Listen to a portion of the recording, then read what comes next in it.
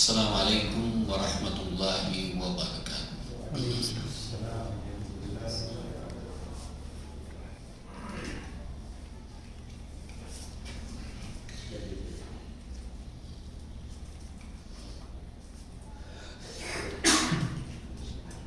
ان الحمد للہ نحمده ونستعینه ونستغفره ونؤمن به ونتوکل علیہ ونعوذ باللہ من شرور انفسنا ومن سیئات اعمالنا من يهده الله فلا مضل له ومن يضلل فلا هادي له واشهد ان لا اله الا الله وحده لا شريك له واشهد ان محمدا عبده ورسوله اما بعد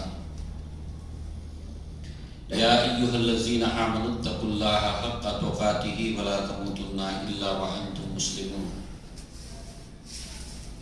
يا أيها الناس اتقوا ربكم الذي خلقكم من نفس واحدة وخلق منها زوجها وبث منهما رجالا كثيرا ونساء واتقوا الله الذي تساءلون به والأرحام إن الله كان عليكم رقيبا يا أيها الذين آمنوا اتقوا الله وقولوا قولا سديدا يصلح لكم أعمالكم ويغفر لكم ذنوبكم ومن يطع الله ورسوله فقد فاز فوزا عظيما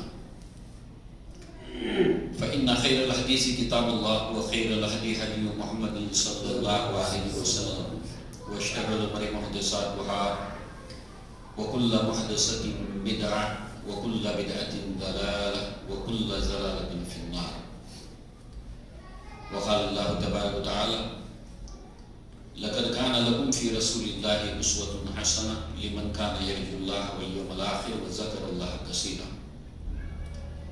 رب اشرح لي صدري ويسر لي أمري واحلل عقدة من لساني يفقهوا قولي اللهم أرنا الحق حقا وارزقنا اتباعه وأرنا الباطل باطلا وارزقنا اجتنابه آمين يا رب العالمين اللهم لا سهل إلا ما جعلته سهلا وأنت تجعل الحزن سهلا إذا شئت۔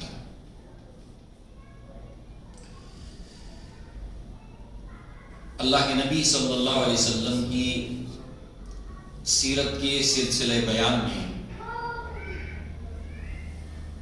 گزشتہ مرتبہ ہم نے بلکہ کئی ہفتوں سے سیرت کا وہ باب جو معراج کے نام سے ہم جانتے ہیں اسی کی تفصیلات کو ہم پڑھ رہے تھے، سن رہے تھے، اور اس میں سدرۃ المنتہا کے پاس ہونے والے واقعات ہمارے سامنے یکے بعد دیگرے آ رہے تھے، اور آج بھی اسی کی ایک کڑی اور پھر اس سے آگے بڑھ کر سدرۃ المنتہا کے بعد اللہ کے نبی صلی اللہ علیہ وسلم کو جہاں لے جایا گیا، تو سدرۃ المنتہا کے پاس گزشتہ مرتبہ ہم نے دیکھا کہ رنگوں کا جھرمٹ ہو، سنہری پتنگے ہو، آسمان مختلف رنگوں کا بدلنا ہو، فرشتوں کا جھرمٹ ہو، جبریل علیہ السلام کا اپنی اصلی شکل میں آنا ہو، اور پھر یہاں پر اللہ کے نبی صلی اللہ علیہ وسلم کے اوپر وحی کی گئی جس کا ذکر سورہ والنجم میں ہے، اور اسی سلسلے میں ہے جہاں پر دو کمانوں کا فاصلہ رہ گیا تھا جبریل علیہ السلام اور اللہ کے نبی کے درمیان، اور پھر فَأَوْحَى إِلَىٰ عَبْدِهِ مَا أَوْحَىٰ، بس وہی کیا اِلَىٰ عَبْدِهِ، اس کے بندے کی طرف، اس نے وحی کیا اس کے بندے کی طرف، ما اوحا، جو کچھ کے وحی کیا۔ اب یہ جو دنیا کے اندر پہلی مرتبہ اللہ کے نبی صلی اللہ علیہ وسلم نے جبریل علیہ السلام کو فرشتے کی صورت میں دیکھا تھا، وہی جبریل وہی لے کر آئے تھے، سملیرٹی۔ پھر سدرۃ المنتہا کے پاس اسی اپنی اصل صورت پر جس پر اللہ تبارک و تعالیٰ نے جبریل علیہ السلام کو تخلیق کیا ہے، وہاں بھی وحی کی، زمین پر یہاں بھی وحی کی. تو یہ جبریل علیہ السلام نے اللہ تبارک و تعالیٰ کے بندے، عبدی، اس کے بندے، اللہ تبارک و تعالیٰ کے بندے محمد صلی اللہ علیہ وسلم کی طرف وحی کی، جو کچھ کے وحی کی. لہذا اب دیکھیں کہ یہ اللہ کے نبی صلی اللہ علیہ وسلم کو جو تحفے ملے ہیں، جو آپ لے کر آئے، ان میں سے یہ وحی کی ہوئی 2 آیات سورۃ البقرہ، آخری 2 آیات، آیت نمبر 285، آیت نمبر 286. یہ 2 آیات جو ہے وہ اگر انسان تھوڑا سا بھی ذوق رکھتا ہو تو یہ 2 آیات اس کو اپنی طرف جو ہے وہ ایک کشش اپنے اندر رکھتی ہیں، اس اعتبار سے ایک سوال کو ذہن میں رکھنے کے بعد کہ پورا قرآن تو اللہ تعالیٰ نے زمین پر نازل کیا، پورا قرآن سورۃ الفاتحہ سے لے کر سورہ ناس تک، ایکسپٹ سوائے ان 2 آیتوں کو چھوڑ کر. دیٹ مینس یہ خاص ہے، جس کو اصطلاح میں ہم کہتے ہیں فضیلت. قرآن مجید کی کوئی سورت کسی اعتبار سے خاص ہے، قرآن مجید کی کوئی آیت کسی اعتبار سے خاص ہے، تو یہ اپنے اندر کچھ خصوصیت، کچھ فضیلت رکھتی ہے. ہر گلیرا رنگ و بو دیگر است، ہر پھول کا رنگ الگ ہوتا ہے اور ہر پھول کی خوشبو الگ ہوتی ہے. اس رنگ میں، اس خوشبو میں اس کا مقابلہ دوسرا نہیں کر سکتا، وہ اس کو فضیلت ہے. ایسے ہی قرآن مجید کی سورتوں کو فضیلت ہے، آیتوں کو فضیلت ہے. تو ان آخری 2 آیات کی فضیلت یہ ہے کہ اللہ تعالیٰ نے ان آیات کو سدرۃ المنتہا کے پاس اللہ کے نبی صلی اللہ علیہ وسلم کے اوپر جبریل کے ذریعے سے وحی کیا. تو کیا خاص بات ہے؟ تو احادیث میں اس کے تعلق سے کئی باتیں آتی ہیں. لہذا اللہ کے نبی صلی اللہ علیہ وسلم فرماتے ہیں یہ 2 آیتیں یہ ایک تحفہ ہے. اوتیتو ہؤلاء الآیات، مجھے دی گئی ہیں یہ آیات، من آخری سورۃ البقرہ، سورۃ البقرہ کی آخری آیات مجھے دی گئی ہیں، من کنز تحت العرش، عرش کے خزانوں میں سے دی گئی. اب یہ جو عرش کے خزانوں میں سے اس کی جو خصوصیت ہے، اس کو لے کر کئی آیات ہیں، کئی احادیث ہیں، مگر صرف اتنی بات پر ہم اکتفا کرتے ہیں کہ عرش کے خزانوں میں سے یہ دی گئی ہے. لم یؤتہ احد قبلی ولا یؤتى احد بعدی. دوسری خصوصیت اور فضیلت اس کی کہ یہ آیات، اس طرح کی آیات اور یہ آیات مجھ سے پہلے کسی کو نہیں دی گئی. یعنی کوئی نبی کو یہ آیات مجھ سے پہلے نہیں دی گئی اور نہ ہی میرے بعد. آپ کے بعد تو کوئی نبی ہے تو سوال ہی نہیں، ختم ہو گئی بات. مگر پہلے تو انبیاء رسول آئے، مگر پہلے بھی کسی کو نہیں دی گئی. یہ صحیح ابن حبان کے اندر روایت ہے. اب مسلم شریف کی روایت کا حصہ، من کرا ہاتین الآیتین من آخر سورۃ البقرہ فی لیلۃ کفتاہ، کہ یہ جو سورہ بقرہ کی آخری 2 آیات ہیں، جو کوئی اس کو رات میں پڑھے گا، مسلم شریف کی روایت ہے، جو کوئی ان آخری 2 آیات کو پڑھے گا اس کے لیے یہ 2 آیات کفایت کر جائیں گی، کافی ہو جائیں گی، انف ہو جائیں گی. اب کس اعتبار سے انف ہوگی؟ تو اس میں اسلاف نے، علماء نے جو باتیں بتائی ہیں، نمبر 1، بعض علماء نے، اسلاف نے بتایا کہ کفایت کر جائیں گی یعنی قیام تہجد سے. ظاہر سی بات ہے، تہجد کی نماز کی جو فضیلت ہے، برکت ہے، یہ کہ دیکھیے کیا اس کے ذریعے سے انسان کیا کچھ پاتا ہے. کئی ایسے اعمال ہیں کہ اللہ تعالیٰ رات بھر قیام کرنے والے کے مقابلے میں ایک مخصوص عمل کے لیے اللہ تعالیٰ فضیلت دیتا ہے. اس عمل کو ایسی فضیلت حاصل ہے. تہجد کی اپنی اہمیت ہے، وہ کم نہیں ہوگی، کبھی کم نہیں ہوگی. مگر اس کے ساتھ ساتھ ہم دیکھیں کہ اس کی ان 2 آیتوں کو رات میں اگر کوئی پڑھ کر سوتا ہے اس کے لیے وہ کفایت کر جائے. یعنی رات کو لے کر جتنی بھی چیزیں اسلام کے اندر برکت کی، خیر کی رکھی گئی ہیں رات میں، اور جتنے نقصانات ہیں اس رات کے اندر، ان سب چیزوں سے کفایت کر جائے. فوائد وہ پورے حاصل کر لے گا، اور وہ پورے نقصانات جو رات میں ہوتے ہیں بندے اٹھاتے ہیں اس سے بچ جائے گا. مثلا ہم کو پتا ہے کہ جب ہم سونے کے لیے جاتے ہیں تو فرشتہ بھی آتا ہے اور شیطان بھی آتا ہے. مگر جب ہم آیت الکرسی پڑھ لیتے ہیں تو پھر فرشتہ رکتا ہے، رات بھر حفاظت کرتا ہے، شیطان بھاگ جاتا ہے. یعنی رات میں سونے سے لے کر صبح بیدار ہونے تک کئی خطرات سے اور کئی برکات اللہ تعالیٰ نے رکھی ہے.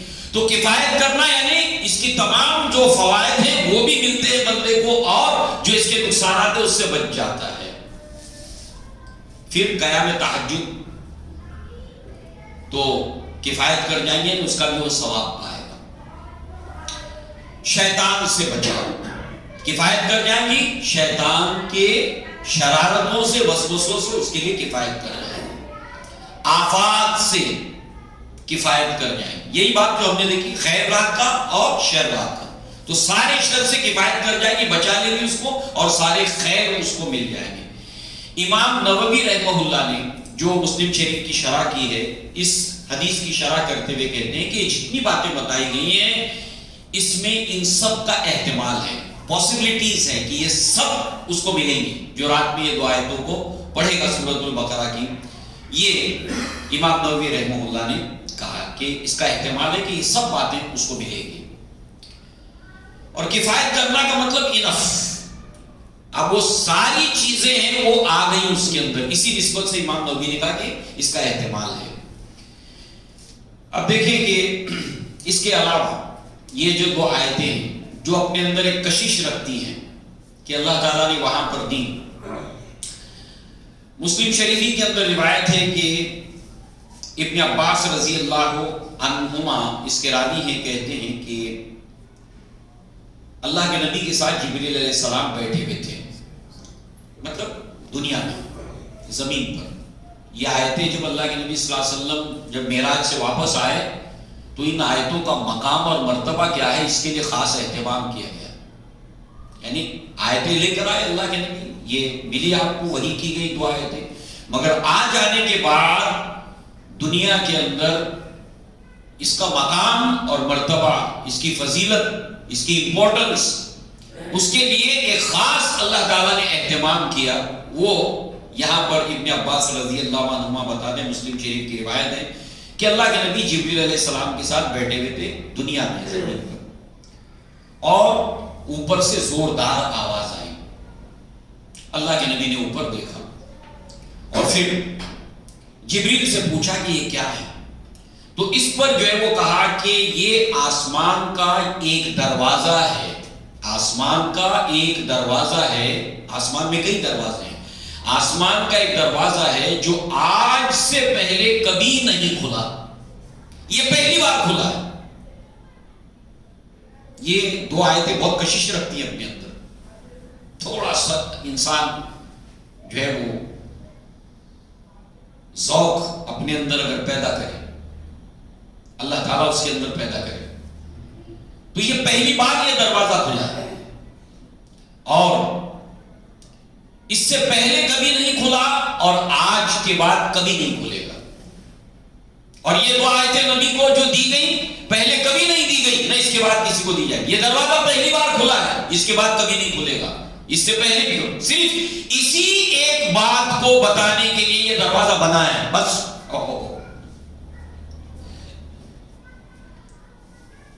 کیا بات ہے! صرف اسی کے لیے اللہ نے تخلیق کی اس دروازے کی کہ یہ دروازہ کھلے گا ایک بار، اور ان آیتوں کی فضیلت کیا ہے اس کو سمجھو اس کو. اور اس میں سے فرشتہ اترا. یہ فرشتہ آج سے پہلے کبھی نہیں نازل ہوا اور آج کے بعد کبھی نازل نہیں ہوگا. اللہ نے خاص یہ خوشخبری دے کر اس فرشتے کو بھیجا، اور اسی کے لیے اللہ تعالیٰ نے اس کو پیدا کیا.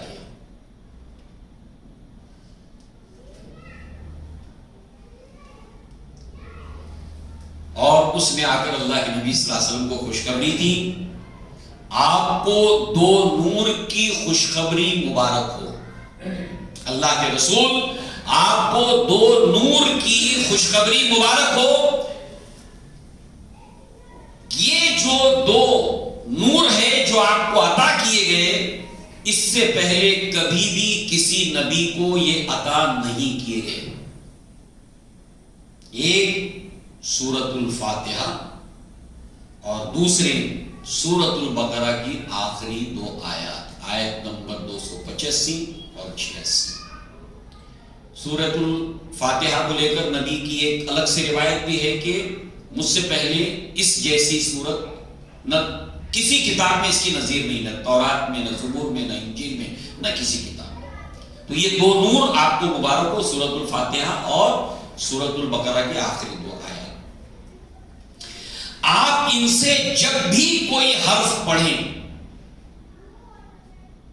آمن الرسول سے شروع ہوتی ہے، اس میں سے جب بھی ایک حرف، الفابیٹ سے ورڈز بنتے، لفظ بنتے، اس میں سے جو حرف، جو لفظ آپ جب بھی پڑھیں گے اور باعتبار سبجیکٹ اور ٹاپک جو وہاں پر آ رہا ہے، وہ چیز آپ کو عطا کی جائے گی. اس کے اندر جو بھی آیا ہے سبجیکٹ ٹاپک، اس اعتبار سے باعتبار حرف، باعتبار لفظ وہ چیز آپ کو عطا کی جائے گی. اب ضروری ہوا کہ ہم تھوڑا سا اس کو دیکھیں کہ ان میں کیا کیا الفاظ ہیں، اور تھوڑا اگر اللہ تعالیٰ ہمیں توفیق دے، مجھے، آپ کو، اور اگر یہ ہمارا یہ معمول بن جائے کہ آخری 2 آیتوں کو پڑھنے کا، تو تھوڑا غور کرتے ہوئے بھی پڑھیں اور اس روایت کو سامنے رکھیں. آمن الرسول بما انزل الیہ من ربہ والمؤمنون، ایمان لائے رسول جو کچھ نازل ہوا ان کی طرف، والمؤمنون اور مومنین بھی. آمن الرسول بما انزل الیہ من ربہ والمؤمنون کل آمن باللہ، کل آمن تمام چیزوں پر ایمان لائے، کل آمن باللہ و ملائکتہ و کتبہ و رسلہ والیوم الآخر، کل آمن باللہ و ملائکتہ و کتبہ و رسلہ لا نفرق بین احد من الرسل، کہ ہم رسولوں کے درمیان تفریق نہیں کرتے. ایمان لائے ان سب چیزوں پر، اور ہم رسولوں کے درمیان تفریق نہیں کرتے. یہ کس نے کی تھی؟ یہود نے، نصارہ نے. لا نفرق بین احد من الرسل وقالوا سمعنا واطعنا غفرانک ربنا والیک المصیر. یہی ہے.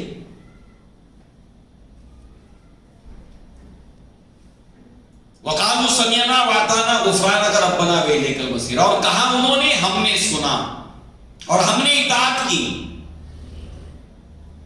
غفرانک ربنا والیک المصیر، کہ ہمارے گناہوں کو معاف کر دے، اے ہمارے رب، اور تیری ہی طرف لوٹ کر آنا ہے.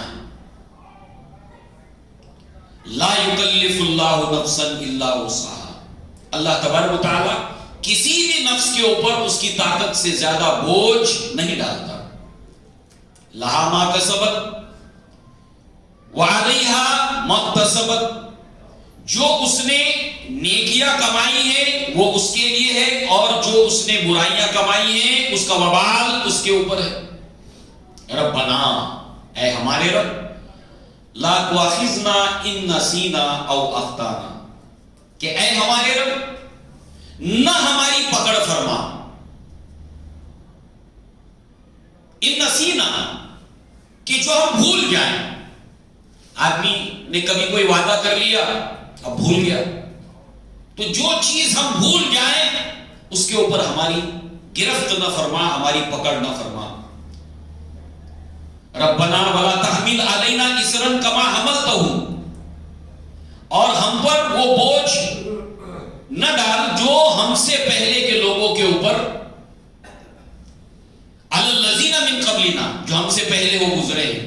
ربنا، اے ہمارے رب، ولا تحملنا ما لا طاقت لنا به، اور اے ہمارے رب کہ وہ بوجھ جس کو ہم اٹھا نہ سکیں، جس کو ہم سہار نہ سکیں، واعف عنا، درگزر فرما ہم سے، واغفر لنا، ہمیں معاف فرما، وارحمنا، ہمارے اوپر رحم فرما، انت مولانا، تو ہمارا مولا ہے، فانصرنا علی القوم الکافرین، اور ہمیں کافر قوم کے مقابلے میں ہماری نصرت فرما، ہماری مدد فرما۔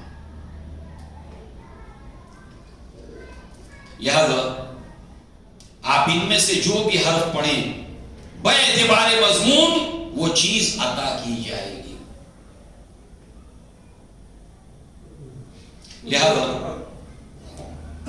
دوسری چیز، سورۃ البقرہ کے آخری 2 آیات کے علاوہ، ویسے اس کی فضیلت میں بہت ساری روایات ہیں، وہ احادیث کے اندر موجود ہے، اس کی تفسیر کے اندر بھی آپ دیکھ سکتے ہیں، مگر اس آیت سے جڑی بھی کچھ باتیں ہیں۔ اس کی خاص بات دیکھیے، اس کی کشش دیکھیے، اس میں کچھ الفاظ آئے ہیں اور اس کو لے کر کچھ اور باتیں جو اس سے جڑی بھی ہیں، جسٹ اس سے پہلے والی آیت ہے، للہ ما فی السماوات و ما فی الارض وان تبدوا ما فی انفسکم او تخفوا یحاسبکم بہ اللہ فیغفر لمن یشاء ویعذب من یشاء۔ یہ جو جسٹ پہلے والی آیت ہے 284 نمبر کی آیت، اس کا ذکر آئے گا ابھی، مگر اس سے پہلے جو دوسرا تحفہ یا ہمارے لیے خوش کر دینے والی بات، کہ اس امت کے اندر جو کوئی شرک نہ کرے گا، شرک نہیں کرے گا اللہ تعالیٰ کے ساتھ، اللہ تعالیٰ اس کے بڑے سے بڑے گناہ معاف کر دے گا۔ اس کی وضاحت علماء نے اس طرح کی ہے کہ واقعتاً یہی معتدل مزاج انسان کے لیے رکھنا ضروری ہے۔ شرک سے بچ جانے کے بعد اللہ تعالیٰ بڑے سے بڑے گناہ کو معاف کر دے گا، کبیرہ گناہوں کو معاف کر دے گا، مگر انسان یہ نہ سمجھے کہ شرک کو نہ کرنے کے بعد اب اس کے پاس ایک اوپن لائسنس ہے گناہ کرنے کے لیے۔ ایسی سوچ نہیں ہونی چاہیے۔ اب اس کو دیکھ کر آپ دیکھیے کہ سورہ نساء میں 2 مرتبہ یہ آیت آئی ہے، ان اللہ لا یغفر ان یشرک بہ ویغفر ما دون ذلک لمن یشاء۔ لمن یشاء اس میں بہت اہم ہے، جس کے لیے چاہے گا، یعنی ایک گروہ ایسا ہوگا موحدین کا کہ جنہوں نے اللہ کے ساتھ شرک نہیں کیا ہوگا، ان کے کبیرہ گناہ ہوں گے، لمن یشاء، اللہ تعالیٰ ان کو جہنم میں ڈالے بغیر اللہ ان کو معاف کرے گا، جنت میں ڈال دے گا، کبیرہ گناہ معاف کرے گا، لمن یشاء۔ مگر یہ جنرل نہیں ہے، کیونکہ ہمیں قرآن حدیث سے معلوم ہوتا ہے کہ موحدین جہنم میں جائیں گے، شرک نہ کرنے کے باوجود جہنم میں جائیں گے اپنے کبیرہ گناہوں کی وجہ سے، اور پھر ایک وقت کے بعد جب ان کی سزا مکمل ہوگی تو پھر وہ وہاں سے نکلیں گے، اور جو مشرک ہوگا وہ قطعاً وہاں سے نہیں نکلنے والا، وہ پرمننٹ وہاں رہے گا۔ لہذا لمن یشاء، اور اس طریقے سے جو ہے وہ یہ فرق ذہن میں ہونا چاہیے، کیونکہ آپ دیکھیے صحابہ کرام کو جبکہ اللہ تعالیٰ نے ان کے تعلق سے قرآن مجید کے اندر ڈکلیئر کر دیا رضی اللہ عنہم و رضوان، ان کے گناہوں کی معافی کا اللہ نے جو ہے وہ نوید اور پروانہ دے دیا۔ اللہ کے نبی نے فردن اور اجتماعی طور پر بھی صحابہ کرام کو بشارتیں دیں، اس کے باوجود وہ اگر اللہ تعالیٰ سے اس قدر ڈرتے تھے، اپنے گناہوں سے اس قدر ڈرتے تھے، ابھی مثالیں آنے والی ہیں معراج ہی کے حوالے سے، سب کی نہیں، کچھ صحابہ کی ہے، اس قدر اگر وہ ڈرتے تھے تو وہ ان سے بڑا کوئی موحد تھا؟ سوال۔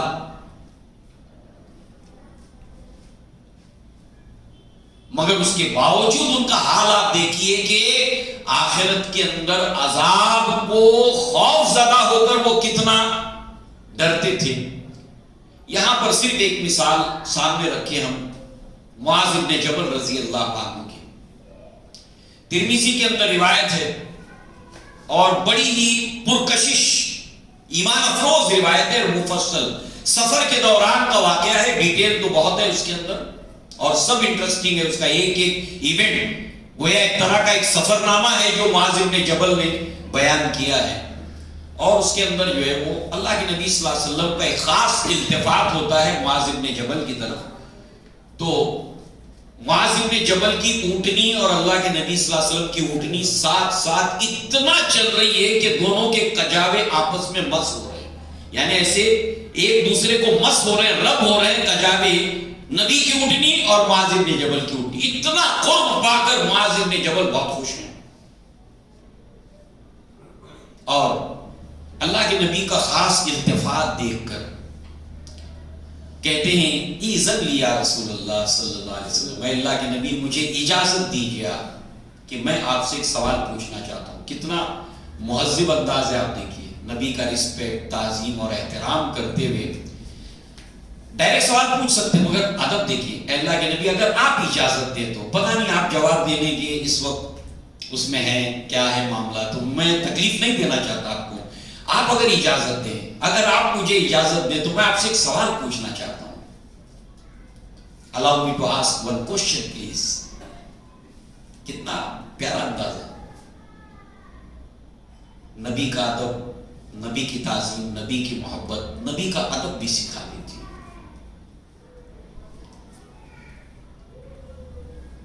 اللہ کے نبی نے پوچھا، ہاں پوچھو۔ سوال کیا پوچھا؟ اے اللہ کے نبی صلی اللہ علیہ وسلم، یہ جو سوال میرے ذہن میں گلگلا رہا ہے، گردش کر رہا ہے، اس سوال نے مجھے بیمار بنا دیا ہے، کمزور بنا دیا ہے، اس کو سوچ کر اے اللہ کے نبی اس سوال کے جواب کے بعد مجھے آپ سے کچھ نہیں پوچھنا، میرے لیے سب سے بڑا سوال ہے۔ کہا پوچھو کیا ہے؟ کہا اللہ کے نبی مجھے وہ عمل بتائیے جو مجھے جہنم سے چھٹکارا دلا دے اور مجھے جنت میں داخل کر دے، مجھے اس کے سوا آپ سے کچھ نہیں پوچھنا۔ معاذ بن جبل موحد کہ نبی آپ سے کہہ رہے ہیں کہ اے معاذ مجھے تم سے محبت ہے۔ اب اللہ کے نبی نے کیا کیا، اس کا رسپونڈ دیکھیے، بخن، شاباش، ھذا سوال عظیم، ھذا سوال عظیم، ھذا سوال عظیم، یہ بہت عظیم سوال ہے، یہ بہت عظیم سوال ہے، یہ بہت عظیم سوال ہے۔ یعنی اللہ کے نبی نے اتنا بہترین سوال، اس کو اللہ کے نبی نے ایکنالج کیا، ہائی لائٹ کیا، تین مرتبہ اس کو اپریشیٹ کیا اور بتایا بہت عظیم سوال ہے۔ اور پھر اللہ کے نبی صلی اللہ علیہ وسلم نے اس کا جواب بھی دیا۔ اس قدر جو ہے وہ اپنے آخرت کی نجات کی فکر معاذ بن جبل کو ہے، ابو بکر کو ہے، عمر کو ہے، عثمان کو ہے، علی کو ہے، عشرہ مبشرہ کو ہے، اصحاب بدر کو ہے، بیعت رضوان کرنے والوں کو ہے، سب کو اپنے آخرت کی فکر ہے۔ ان کے سامنے یہ آیتیں نہیں تھی۔ ہمیں ان صحابہ کے راستے پر چلنا اور ان کی طرح سوچ بنانی ہے، ان کی طرح فیلنگز اپنے بنانے کی کوشش کرنی ہے۔ یہ نہیں ہے کہ آپ کو لائسنس مل گیا، اب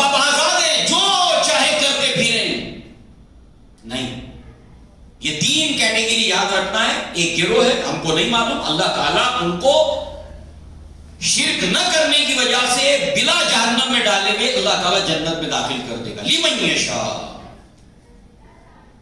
اور پھر دوسرے کچھ ہوں گے اللہ کو ماننے والے، شرک نہ کرنے والے، اپنے کبیرہ گناہوں کی سزا کو بھگت کے پھر جائیں گے، اور وہ جگہ تھوڑی دیر کے لیے بھی اچھی نہیں۔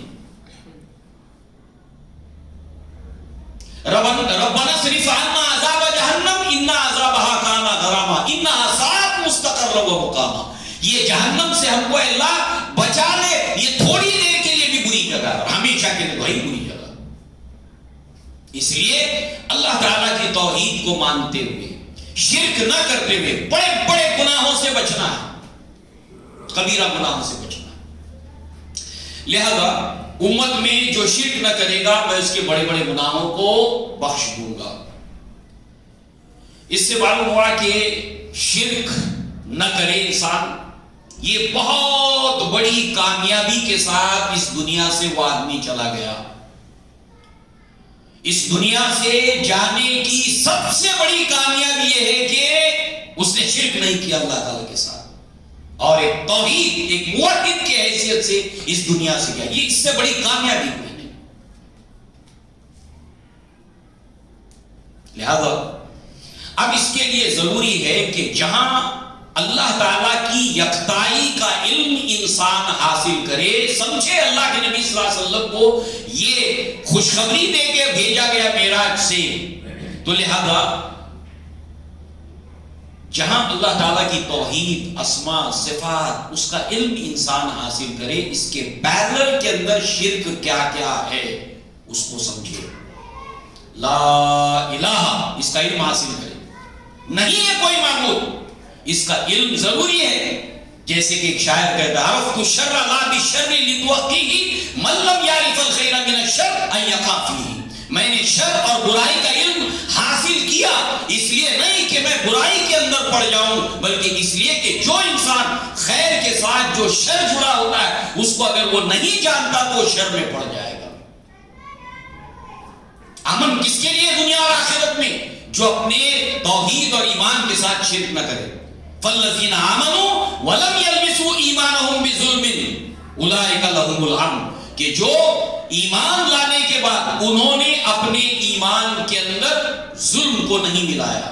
فالذین آمنوا ولم یلبسوا ایمانہم بظلم، ایمان کے ساتھ ظلم کو نہیں ملایا، اور ظلم سے مراد ان الشرک لظلم عظیم، ایمان بھی اور ظلم بھی دونوں ملے ہیں۔ ایک اللہ کو بھی مان رہا ہے، شرک بھی کر رہا ہے۔ سورہ یوسف میں اللہ تعالیٰ نے فرمایا آیت نمبر 106 میں، وَمَا يُؤْمِنُ أَكْثَرُهُمْ بِاللَّهِ إِلَّا وَهُمْ مُشْرِكُونَ، انسانوں کی اکثریت اللہ کو مانتی ہے مگر شرک بھی کرتی ہے۔ تو لہذا یہ ہے کہ اس کی امپورٹنس کو سمجھیں، مسلسل توحید کا علم حاصل کرتے رہنا، اور اس کے ضد کے اندر جو شرک ہے اس کو سمجھتے رہنا، تاکہ ہم اپنے آپ کو بچاتے رہیں۔ جیسے حذیفہ بن یمان کہتے کہ لوگ اللہ کے نبی سے خیر کے بارے میں پوچھتے تھے، میں شر کے بارے میں پوچھتا تھا، اس لیے نہیں کہ مجھے کرنا ہے، بلکہ اس لیے میں اس کو جان جاؤں اور اس میں بچ سکوں، اس سے میں بچ سکوں۔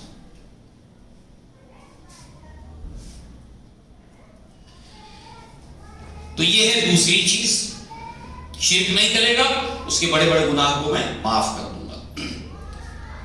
اب تیسری چیز جو آیت نمبر 284 ہے،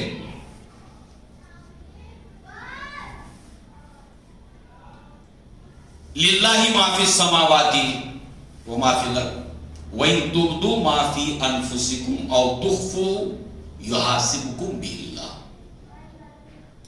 جو چیز تم ظاہر کرتے ہو عمل سے یا قول سے، کسی بھی طرح ایکسپریس کرتے ہو، اور جو چیز تم چھپا کے رکھتے ہو دل اور دماغ میں، يُحَاسِبْكُمْ بِهِ اللَّهُ، اللہ تعالیٰ اس کا حساب لے گا۔ یہ سورہ بقرہ کی آیت نمبر 284 ہے، اور آخری دو آیت معراج میں دی گئی۔ اللہ تعالیٰ اس کا حساب لے گا، فَيَغْفِرُ لِمَن يَشَاءُ وَيُعَذِّبُ مَن يَشَاءُ، پھر جس کو چاہے گا اللہ تعالیٰ مغفرت کرے گا، جس کو چاہے گا اللہ تعالیٰ سزا دے گا۔ یہ آیت جب نازل ہوئی تو صحابہ کرام بہت گھبرا گئے، بلکہ عمر بن الخطاب تو رونے لگے. ایک صحابی رسول نے ابن عباس رضی اللہ عنہما کو اس کی خبر دی کہ اس آیت کے بعد جو ہے وہ عمر بن الخطاب جو ہے وہ رونے لگے. صحابہ کرام گھبرا گئے. اللہ کے نبی صلی اللہ علیہ وسلم کے پاس جو ہے وہ آ کر کہتے ہیں کہ ہم لوگ تو تباہ ہو گئے، ہم لوگ تباہ ہو گئے. صحابہ کرام اللہ کے نبی صلی اللہ علیہ وسلم سے آ کر کہتے ہیں کہ اللہ کے نبی ہمارے قول کے اوپر، عمل کے اوپر تو ہم کو اختیار ہے. میں کچھ کہنے جا رہا ہوں تو میں کنٹرول کر سکتا ہوں، میں کچھ کرنے جاتا ہوں میں کنٹرول کر سکتا ہوں، مگر جو چیزیں ہمارے دل اور دماغ کے اندر خیال کی صورت میں، احساسات کی صورت کے اندر پیدا ہو رہی ہیں، اس کے اوپر ہمارا کنٹرول نہیں ہے، اس کے اوپر ہمارا قابو نہیں ہے. تو اب اگر اس کا حساب لیا جائے تو پھر ہمارے لیے تو بہت مشکل پیدا ہو جائے. لہذا اس کا بھی مواخذہ ہوگا. یحاسبکم بہ اللہ. لہذا اللہ کے نبی نے فرمایا تم کہو سمعنا و اطعنا، ہم نے سنا اور ہم نے اطاعت کی. یوں کہو ہم نے سنا ہم نے اطاعت کی. یہی سمعنا و اطعنا آخری دو آیتوں میں آتا ہے. تم یوں کہو اور اب وہاں پڑھتے ہیں سمعنا و اطعنا. یہ کنیکشن. لہذا تو اس آیت سے اس آیت کو منسوخ کیا گیا. پڑھنے میں ہے ابن عباس رضی اللہ عنہ فرماتے ہیں آیت نمبر 284 کو تلاوت میں ہے، مگر اس میں جو حساب لیا جائے گا اللہ تبارک و تعالیٰ نے اس آیت سے اس کو منسوخ کیا، اور اس میں الفاظ آتے ہیں لا یکلف اللہ نفسا الا وسعها.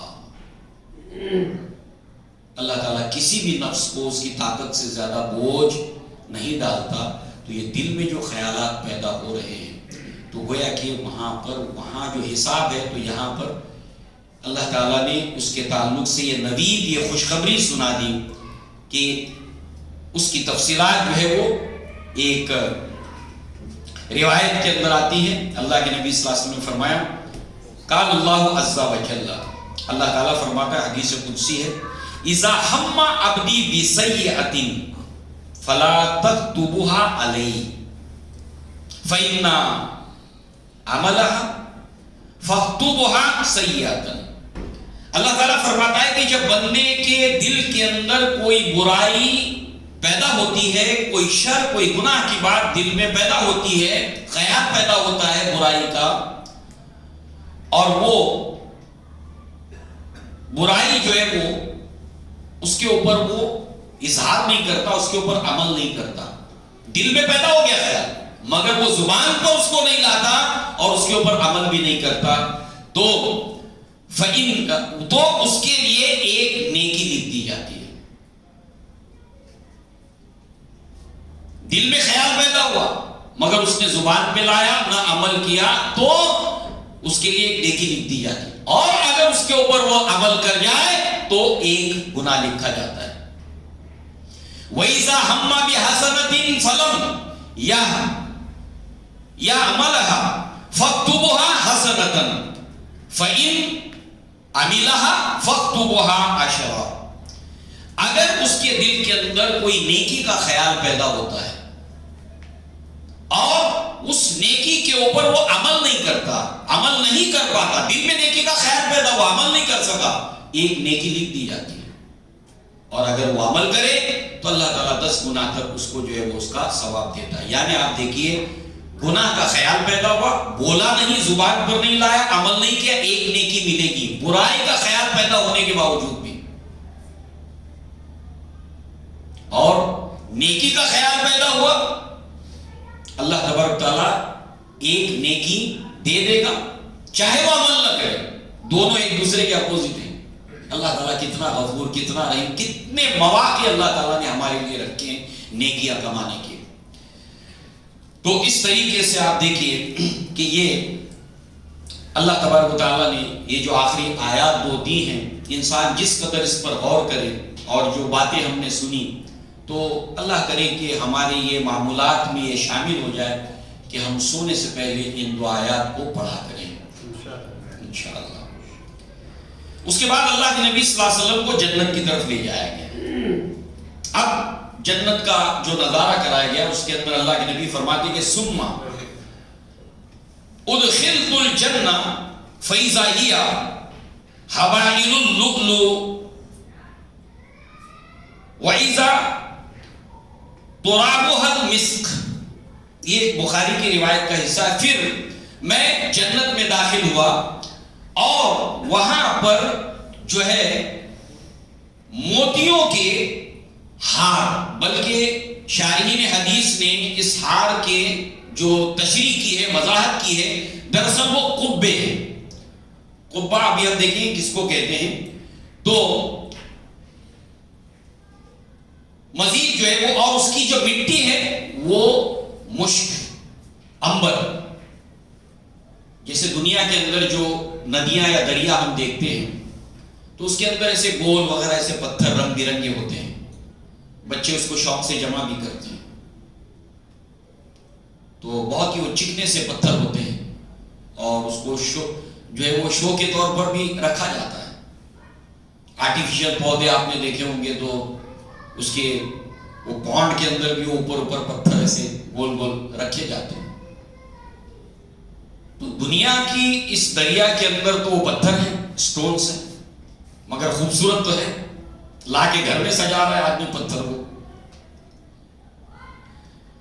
وہاں پہ جو دریا بہ رہا ہے جنت کے اندر، اس کے اندر جو یہ پتھر ہیں وہ پتھر نہیں ہیں بلکہ قبے، کنارے جو ہے وہ اس کے یہ موتی کے لولو کے قبے ہیں. قبہ ایسا گول گول سا ہوتا ہے، اس کے جو کنارے ہیں. اور اللہ کے نبی صلی اللہ علیہ وسلم نے فرمایا کہ اس کی یہ لولو اور مرجان اور ہیرے اور موتیوں کے اوپر یہ دریا جنت کا بہتا ہے. یہاں پر کیا ہے؟ نیچے ریت ہے، کنکر ہے دنیا کے اس کے اندر، اور وہاں پر لولو اور مرجان کے اوپر یہ دریا بہ رہا ہے. جنت کے جتنے دریا، ظاہر سی بات ہے کہ نہیں آ سکتا ذہن میں، مگر ایک جو بھی انسان اپنی سوچ کے مطابق کہ ایک ہلکی سی تصویر یہاں پر آپ دیکھیں کہ پتھر آدمی گھر میں لا کے سجا رہا ہے اس کو. اب وہ کتنے خوبصورت، یعنی اس کی زینت، اس کی جمال، اس پتھر کا، اس کی خوبصورتی جو دنیا کے اندر دریا کے پتھر ہے، اس کا جمال، اس کی خوبصورتی انسان کو اتنا اٹریکٹ کرتی ہے کہ گھر میں لا کے سجانے کے لیے اس کو استعمال کرتا ہے. وہاں کے دریا کے اندر پتھر نہیں ہے، وہاں پر یاقوت، مرجان، لولو، یہ سب کے سب اس کے اوپر یہ دریا بہ رہا ہے. اور جو مٹی ہوتی ہے، آپ دیکھیں کہ دریا کے کنارے کی جو میٹھے پانی کا دریا ہوتا ہے، آپ اس کے پڑوس سے بھی اگر گزر رہے ہوں تو جو خوشبو آتی ہے، جو مہک آتی ہے، اس کو چھوڑیے آپ. جب پہلی بارش گرمی کے موسم میں برستی ہے اور جو بھینی بھینی خوشبو آتی ہے، اللہ اکبر. اب اندازہ کیجئے کہ اس دریا کے جو مٹی ہے، اس کی جو خوشبو ہے، اس کا کیا کہنا ہے. مشک اور عنبر کی خوشبو، یعنی انہیں ایسی جنتیں عطا کی جائیں گی کہ جس کے نیچے نہریں بہتی ہیں، یعنی ہمیشہ ہمیشہ انسان وہاں خوشبو کے اندر رہے گا. خوشبو آتی رہے گی، خوشبو کے ہوا کے جھونکے آتے رہیں گے. اللہم انت الحق ووعد الحق وقولک حق ولقاءک حق والجنت حق. یہ جنت حق ہے اللہ، ہم ایمان رکھتے ہیں اس کے اوپر. لہذا اس دریا کے بارے میں اللہ کے نبی نے جبریل علیہ السلام سے پوچھا کہ یہ کیا ہے. جبریل علیہ السلام نے فرمایا حاذل کوثر، یہ کوثر ہے جو آپ کے رب نے آپ کو عطا کیا ہے. انا اعطیناک الکوثر. اس میں اگر ہاتھ ڈالیں تو مٹی اس کی کستوری ہے اور اس کے کنکریاں موتی ہے. موتیوں یاقوت پر یہ کوثر جو ہے وہ بہتی ہے. لہذا پانی اس کا شہد کی مانند میٹھا اور برف سے زیادہ سفید ہے.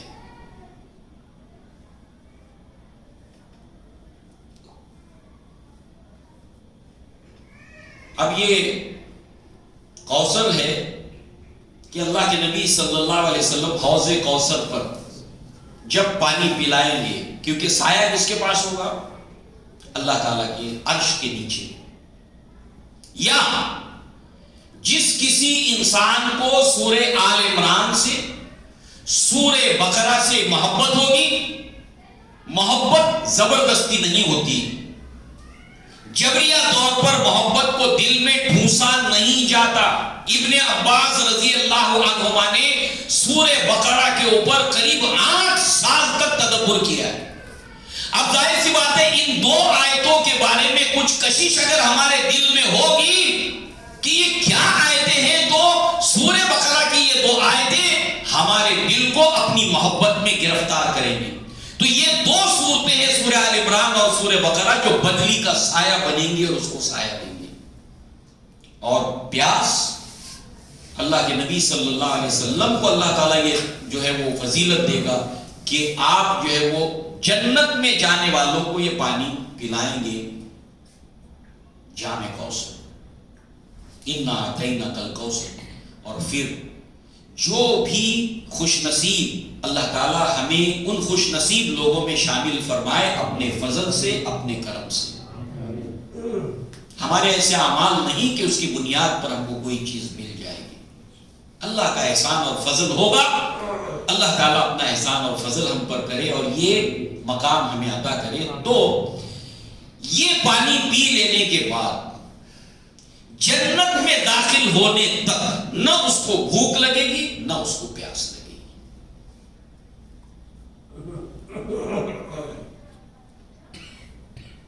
اللہ کے نبی نے فرمایا کہ فیہ طیر آناقها کآناق الجرس. اس کوثر کے، اس دریا کے اوپر جو پرندے ہیں، اب ظاہر سی بات ہے دنیا میں ہم دیکھتے ہیں کہ دریا ہے تو وہاں پرندے ہیں. جب صبح ہوتی ہے تو ان کی چہچہاٹ، دنیا کی محفلوں سے اگتا گیا ہوں یا رب، کیا لطف انجمن کا جب دل ہی بجھ گیا ہو. دل ڈھونڈتا ہے میرا ایسا سکوت جس پر تقریر بھی فدا ہو.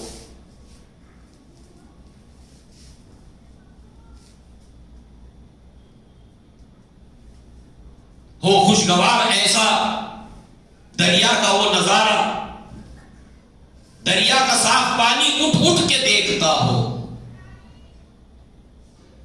چڑیاؤں کی چہچہاٹ کا ذکر یہاں پر شاید کرا. تو صبح کے وقت میں وہاں پر چڑیوں کی چہچہاٹ، شام کے وقت میں ان کا اڑنا. تو یہاں جو اس جنت کے پرندے ہیں ان کی جو گردنیں ہیں وہ اونٹوں کی گردنوں کی طرح سے لمبی ہیں. اب جو برڈز کی دنیا کا انسان ہے وہ اس کی امپورٹنس کو سمجھ سکتا ہے، ہم تو زیرو ہے اس کے اندر. ہاں کچھ حاصل کرنا چاہیں کہ لمبی گردنوں والے پرندوں کی کیا خاص بات ہوتی ہے ہم کو نہیں معلوم ہے، وہ تو وہ سمجھ سکے گا. یہ ہم جانیں، نبی صلی اللہ علیہ وسلم نے اگر یہ کہا ہے تو ہم سمجھے اس کو. تو عمر بن الخطاب نے جب یہ سنا تو کہا کہ کیا ہی یہ خوش و خرم ہے پرندے، جنت کے وہاں سے کھا رہے پی رہے، کیا خوش خرم ہے یہ پرندے. اچھا دیکھیے بگولا جو ہوتا ہے اس کی گردن بڑی بڑی بڑی ہوتی ہے، اڑتے ہوئے خوبصورت معلوم ہوتے ہیں، ان کی گردن جو باہر نکلی ہوئی ہوتی ہے جن پرندوں کی. تو کیا ہی یہ پرندے خوش و خرم ہیں، جنت میں رہتے ہیں، وہاں سے کھاتے پیتے اور نہر کا پانی پیتے ہیں. اب جنت کی غذا کھاتے ہیں، حوض کوثر کا پانی پیتے ہیں، کیا خوش و خرم ہے یہ پرندے. واہ واہ کیا خوش و خرم. اللہ کے نبی نے فرمایا اکلتها انعم منها، اس سے زیادہ خوش و خرم وہ ہے جو ان کو کھائیں گے. اللہ اکبر. اللہ، جنت کا پانی وہ پی رہے ہیں، جنت کے میوے وہ کھا رہے ہیں، اور اس سے ان کا جسم پرورش پایا ہے اور اس کو کھائیں گے جنتی. وہ ان سے زیادہ خوش و خرم ہے. بہرحال حوض کوثر یہ ایک عمل ہے، جیسے رات میں سونے سے پہلے 2 آیات کا عمل ہے، ایسے ہر اذان کے ساتھ اس کا جواب دینا. اللہ اکبر اللہ اکبر اشہد ان لا الہ الا اللہ، اشہد ان لا الہ الا اللہ، اشہد ان محمد رسول اللہ، اشہد ان محمد رسول اللہ۔ سارے جوابات کو ریپیٹ کرنا۔ حی علی الصلاۃ، لا حول ولا قوۃ الا باللہ، حی علی الفلاح، لا حول ولا قوۃ الا باللہ، اللہ اکبر، اللہ، لا الہ الا اللہ، لا الہ۔ اذان ختم ہو گئی، آپ نے جواب دیا، نمبر 1۔ نمبر 2، اذان کے ختم ہوتے ہی اللہ کے نبی کے اوپر درود پڑھنا، نمبر 2۔ نمبر 3، وہ دعا پڑھنا، اللہم رب ھذہ الدعوۃ التامہ والصلاۃ القائمہ۔ چھوٹی سی دعا ہے، یاد کر لینا، اس کو پڑھنا۔ اللہ کے نبی صلی اللہ علیہ وسلم نے فرمایا اس پر واجب ہو گئی، اور کہیں فرمایا اس کو میری شفاعت میسر آئے گی۔ تو آرزو رکھنا حوض کوثر سے اللہ کے نبی صلی اللہ علیہ وسلم کے پانی پینے کی، یہ عمل ہے۔ دن میں 5 وقت اذان ہوتی ہے، کوئی مشکل کام نہیں۔ لہذا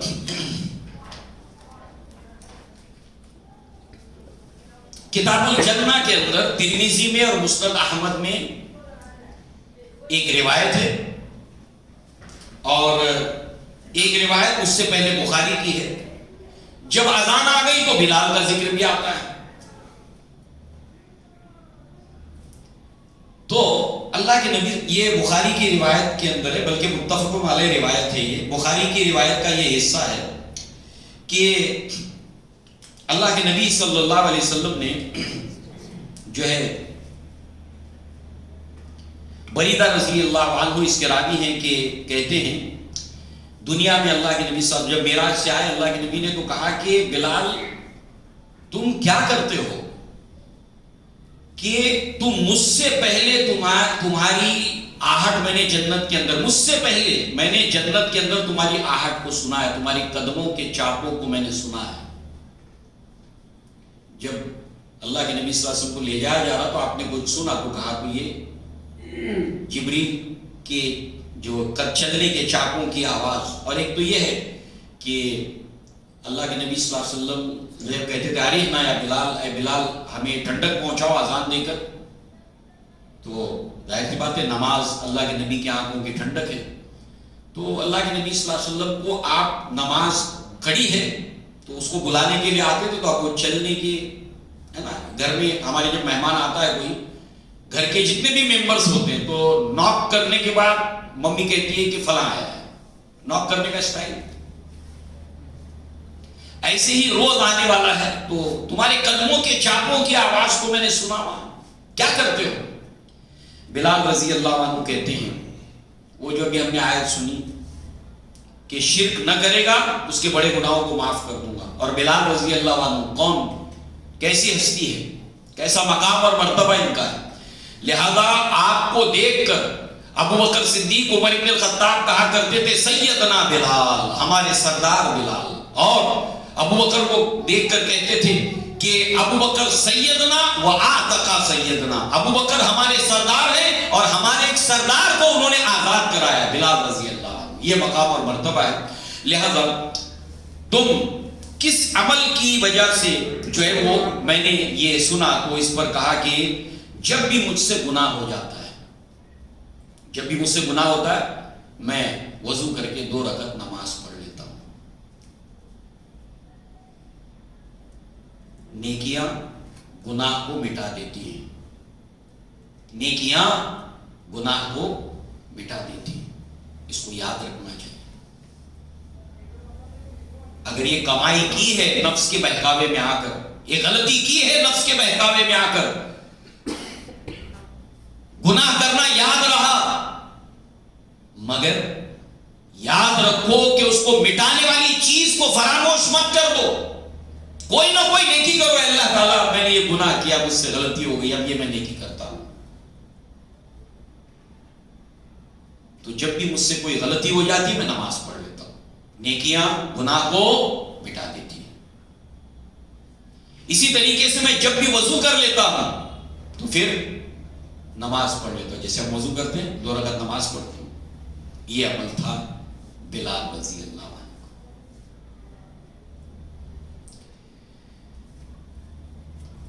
بلال رضی اللہ عنہ وہ شخصیت ہے جنہوں نے اسلام کے لیے بڑی تکلیفیں اٹھائی ہیں، ہم سب جانتے ہیں۔ ایسے ہی عورتوں نے بھی بڑی تکلیفیں اٹھائی ہیں اسلام کے لیے، دین کے لیے، ثابت قدمی انہوں نے دکھائی ہے۔ مسند احمد کے اندر یہ روایت ہے مفصل کہ فرعون کی جو بیٹی تھی دختر فرعون، اس کی ملازمہ، اس کی نوکرانی، وہ بال بنا رہی تھی۔ جیسے ہم دیکھتے ہیں عموماً عورتوں کے بال بناتی ہے، ماں کی کنگھی کر رہی ہے بیٹی، بیٹی کی کنگھی کر رہی ہے ماں، تو ایسے اس کی جو ہے وہ بال بنا رہی تھی ملازمہ نوکرانی۔ تو کنگھی اس کے ہاتھ سے گر گئی، تو اس نے بسم اللہ کہہ کر اس کو اٹھایا، تو وہ فرعون کی بیٹی کہتی ہے کہ یہ تم نے کیا کہا؟ تو اس سے مراد جو ہے وہ تمہاری جو ہے وہ میرے والد ہی ہے نا، یہ جو تم نے کہا اس سے مراد میرے والد ہی ہے؟ کہا کہ نہیں، تمہارے والد کا رب، تمہارا رب اور میرا رب اللہ ہے۔ اظہار کیا، کہا کہ تمہاری یہ بات میں والد کو بتاؤں گی، اور بتا دیا۔ بتا دینے کے بعد آج ہم نے عشاء کی نماز کے اندر شیخ سے جو تلاوت کی انہوں نے سورہ تحریم کی آیات کو، اس کے اندر جو ہے وہ فرعون اپنی بیوی کو جو تکلیف دیتا تھا تو اس نے اللہ تعالیٰ سے دعا مانگی، فرعون کے ظلم سے اور اس کی قوم کے ظلم سے مجھے نجات دے۔ اپنی بیوی کو اس نے ستایا ہے، بہت ستایا ہے اسلام لانے کی وجہ سے۔ یہ تو نوکرانی ہے، یہ تو ملازمہ ہے، لہذا جو ہے وہ اس نے حکم دیا۔ پہلے تو اس کی بات پوچھ کی، کیا تو میرے سوا بھی کسی کو معبود مانتی ہے، رب مانتی ہے؟ اس نے برملا اظہار کیا اور جرأت اور شجاعت کے ساتھ میں اس نے کہا کہ میرا اور تیرا رب اللہ تعالی ہے۔ اس پر جو ہے وہ اس نے تانبے کی ایک دیگ کو دہکایا۔ پہلے زمانے میں یہ سزا ہوا کرتی تھی، اس میں پانی وانی کچھ نہیں، تانبے کی دیگ ہے اور اس کو نیچے سے دبایا جاتا تھا اور اس کے اندر انسانوں کو ڈال دیا جاتا تھا۔ لہذا جو ہے اس تانبے کی دیگ کو اس نے جو ہے وہ آگ لگا کر دہکا کر خوب گرم کیا، لال کیا، اور اس کے بعد میں حکم دیا اس کو اور اس کے بچوں کو باری باری کر کے اس کے اندر ڈال دیا جائے۔ اس نے فرعون سے کہا کہ ٹھیک ہے، مگر ایک مجھ سے درخواست ہے۔ اس نے کہا کہ ہاں یہ تو تمہارا حق ہے کہ مرنے سے پہلے تمہاری آرزو کوئی ہے تو پوری کی جائے۔ تو کہا کہ میرے بچے جو ہیں ان کو اور مجھے، ہماری ہڈیوں کو ایک ہی کپڑے کے اندر لپیٹ کر جو ہے وہ اس کو دفنانا۔ اسلام میں بھی ہے کہ جو خاتون ولادت کے وقت جو ہے وہ بچے کی ولادت کے وقت اگر وہ فوت ہو جاتی ہے اور بچہ بھی فوت ہو جاتا ہے تو دونوں کو جو ہے وہ اکٹھے دفن کیا جاتا ہے۔ ایسا منظر جو ہے وہ ہم میں سے دیکھا ہے کسی نے؟ اس طرح کی میں نے دیکھا ہے، بڑا عجیب لگتا ہے۔ نہیں رونے والوں کی آنکھوں میں بھی آنسو ہوتے ہیں، اور اس میں مامتا دیکھیے آپ، اس ایک عورت میں جو مامتا ہوتی ہے اپنے بچے کے لیے کہ میرے بچوں کی جو ہڈیاں ہیں، میری ہڈیاں ہیں، ان کو خواتین نے بڑی قربانیاں دی اسلام کے لیے۔ اور ایک بات تو پکی ہے، عورت جب ایثار اور قربانی پر آتی ہے تو ریکارڈ بریک کر دیتی ہے۔ گھر اس کا ہمارا ثبوت ہے، ہمارا گھر جو اس کا ثبوت ہے کہ جب وہ ایثار اور قربانی پہ اتر آتی ہے نا، ریکارڈ بریک کر دیتی ہے۔ ایسی اسلام کے اندر خواتین ہیں کہ انہوں نے ایسی ثابت قدمی پیش کی ہے کہ اچھے مرد نہ ثابت قدمی پیش کر سکے۔ فرعون کی بیٹی کے سامنے خوف ہے کہ یہ جا کر اپنے باپ کو بتائے گی، فرعون کے سامنے جرأت سے کہتی کہ تیرا اور میرا رب اللہ تعالیٰ ہے۔ یہ سزا اس کو سنائی جاتی ہے، ایک ایک کر کے اس کی نگاہوں کے سامنے یہ بچے اس دیگ میں ڈالے جاتے ہیں۔ آخر میں چھوٹا بچہ ہے، اس کو بھی اس کے اندر ڈالا جاتا ہے، اس کو بھی ڈالا جاتا ہے۔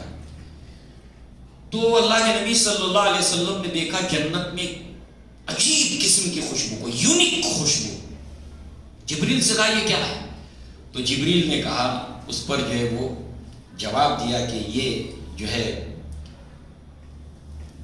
اس خاتون اور اس کے بچوں کی خوشبو ہے کہ جس کے ساتھ فرعون نے دنیا میں یہ کیا تھا۔ ان الذین قالوا ربنا اللہ ثم استقاموا، اس سے معلوم کیا ہوا اس سے معلوم ہوا کہ دنیا کے اندر کوئی اگر دین کو لے کر کہ وہ اللہ کو مانتا ہے، وہ قرآن کے اوپر ایمان رکھتا ہے، وہ اسلام کو مانتا ہے، اس وجہ سے اس کو تکلیف دی جائے اور وہ اس کے اوپر استقامت اختیار کرے، رخصت ہے، وہ کلمہ کفر پڑھ سکتا ہے، اس کا اللہ نے اس کی اجازت دی ہے قرآن میں، جان بچانے کے لیے گھیر لیا ہے بہت لوگوں نے، اب جان بچانے کے لیے وہ کہہ سکتا ہے کلمہ کفر، شرک کر سکتا ہے، مگر عزیمت کیا ہے؟ عزیمت یہ ہے کہ اعلان کرے اگر وہ برملا کہ اللہ کے سوا کوئی معبود نہیں، اور اگر تم نے ایمان نہیں لایا تو تمہارا ٹھکانہ جہنم ہے، اس کی ضمانت ہے، اس کی گارنٹی ہے، اور تم مجھے ذرہ برابر نقصان پہنچا نہیں سکتے جب تک کہ میرا اللہ نہ چاہے۔ تمہاری عافیت اسی میں کہ تم ایمان لے آؤ، وہ استقامت دکھائے، اظہار کرے اسلام کا، توحید کا اور شرک کا رد کرے۔ استقامت کا اپنا اجر و ثواب ہے۔ دیکھا بلال رضی اللہ عنہ، دیکھا اس خاتون کو، ان الذین قالوا ربنا اللہ ثم استقاموا تتنزل علیہم الملائکہ الا تخافوا ولا تحزنوا وابشروا بالجنۃ التي كنتم توعدون نحن اولیاؤکم فی الحیاۃ الدنیا وفی الآخرہ ولکم فیہا ما تشتہی انفسکم ولکم فیہا ما تدعون نزلا من غفور رحیم۔ ثابت قدمی کا بڑا اجر، بڑا ثواب ہے، رخصت کی بھی اجازت ہے اسلام کے اندر۔ انشاءاللہ اس کے بعد جو ہے وہ معراج کے اندر جو بھی تفصیلات اللہ کے نبی صلی اللہ علیہ وسلم کی ہیں اس کو ہم دیکھیں گے۔ اللہ تعالیٰ سے دعا ہے کہ اللہ تعالیٰ ہمیں اپنے پیارے حبیب محمد رسول اللہ صلی اللہ علیہ وسلم کی سیرت اور زندگی کو پڑھنے کی توفیق عطا فرمائے، اس کے مطابق عمل کرنے کی توفیق عطا فرمائے۔ اللہ تبارک و تعالیٰ آخرت میں اپنے نبی صلی اللہ علیہ وسلم کا قرب ہمیں نصیب فرمائے۔ اللہ تبارک و تعالیٰ صحابہ کرام کا قرب اور دیدار ہمیں نصیب فرمائے۔ اللہ تعالیٰ اپنے فضل و کرم سے ہمیں جنت الفردوس کا وارث بنائے۔